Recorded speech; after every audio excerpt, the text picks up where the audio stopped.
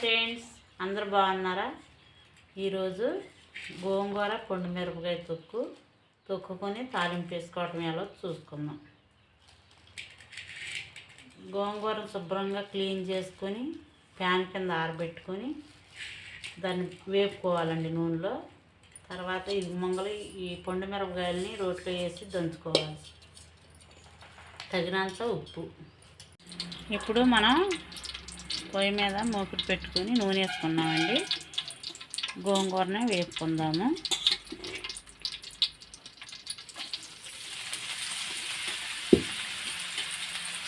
గోంగూర అంతా సిమ్లో పెట్టుకుని నిదానంగా ఎర్రగా వేసుకోవాలి.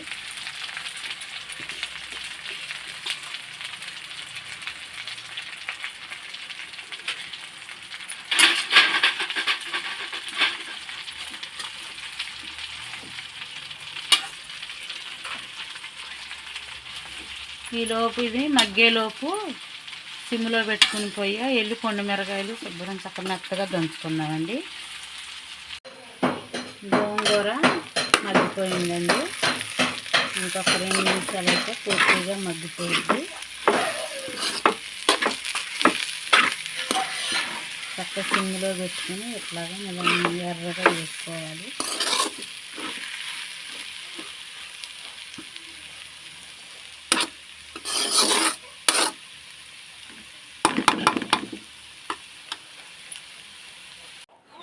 గోంగూర మగ్గేలోపు మెంతులు ఎర్రగా వేసుకుని కొంచెం త్వరగా వేసుకుని ఆవాలు చిటపటలాడినిచ్చి 2 కొంచెం చల్లారనిచ్చి పిండి పట్టుకుని పచ్చడి కలుపుకునేటప్పుడు వేసుకోవాలి.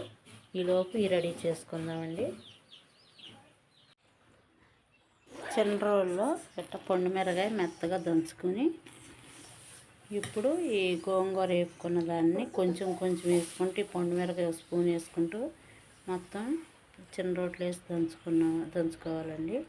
కొంచెం 2 స్పూన్లు ఆవపిండి, 1 స్పూన్ మెంతిపిండి, 3 వెల్లుల్లిపాయలు, 1 స్పూన్ పసుపు వేసుకొని పచ్చడంతా చక్కగా దంచుకోవాలండి. తర్వాత తాలింపు వేసుకోవాలి. ఓకేనండి.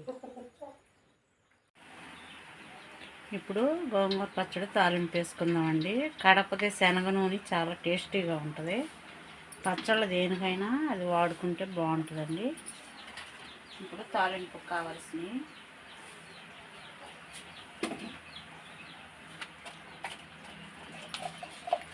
నూనె బాగా వేడెక్కించి తాలింపు వేసుకుందాం.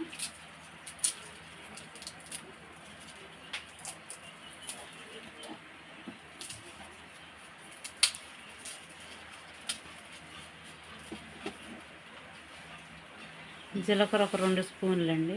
తాలింపులో ఒక 3 స్పూన్లు, ఒక 5 ఎండుమిర్చి, కరివేపాకు.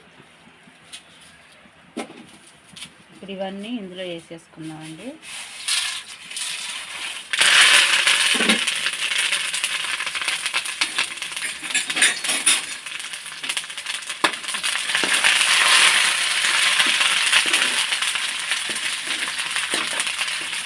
శనగ నూనె చక్కగా మంచి స్మెల్ వస్తుందండి. పచ్చళ్ళకు సూపర్గా ఉంటుంది.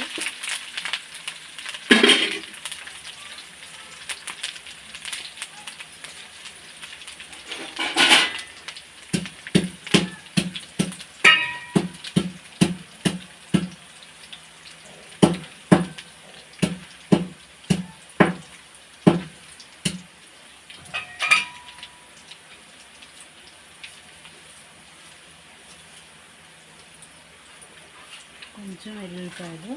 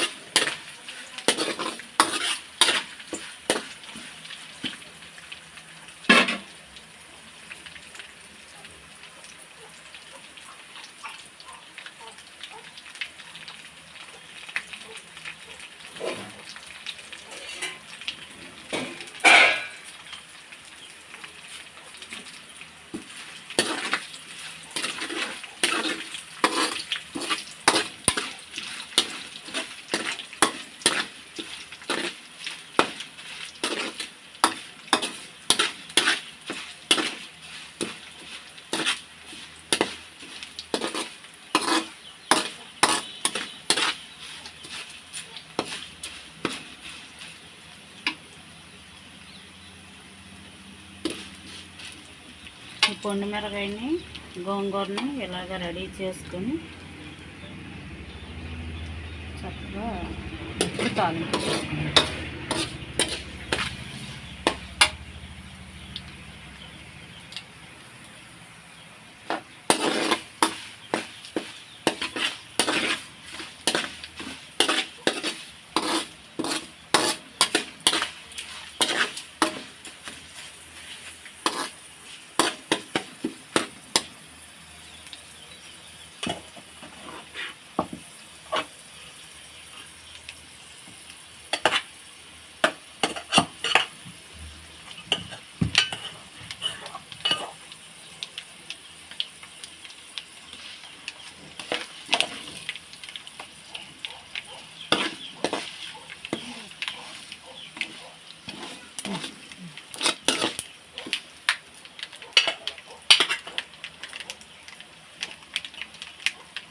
ఇప్పుడు గోంగూరని అందులో పెట్టేస్తున్నాం.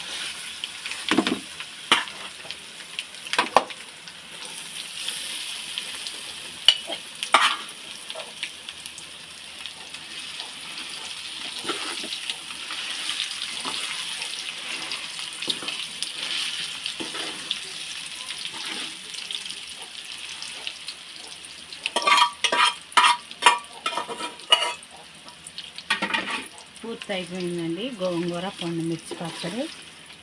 చక్కగా తాలింపు వేసుకొని సూపర్గా ఉంది. ఎమ్మీగా ఉంటుంది. వేడి వేడి అన్నంలోకి సూపర్గా ఉంటుంది friends. Thank you friends. Like, share, subscribe.